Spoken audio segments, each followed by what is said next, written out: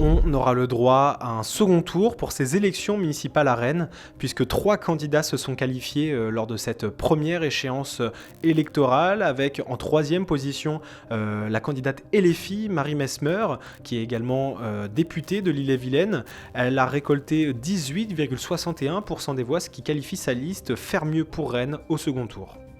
De son côté, Charles Compagnon, candidat Horizon allié à Renaissance, a récolté 22,47% des bulletins pour sa liste Vivre Rennes. Et enfin, en tête de ce premier tour, la maire sortante, Nathalie Appéré, a elle récolté 34,53% des votes. Elle est installée à la mairie de Rennes depuis 2014 et a mené des politiques comme l'instauration d'une nouvelle ligne de métro ou bien comme la démolition du parking Vilaine, des projets qui ont beaucoup fait parler au sein de la capitale bretonne. Nathalie Appéré qui espérait donc être reconduite dès le premier tour et ce ne sera finalement pas le cas. D'ailleurs, à l'annonce des résultats, Marie Mesmer a proposé une alliance à la maire sortante, une proposition refusée par Nathalie Appéré et donc les 3 candidats se maintiendront bien pour tenter de garder ou de récupérer la mairie de Rennes.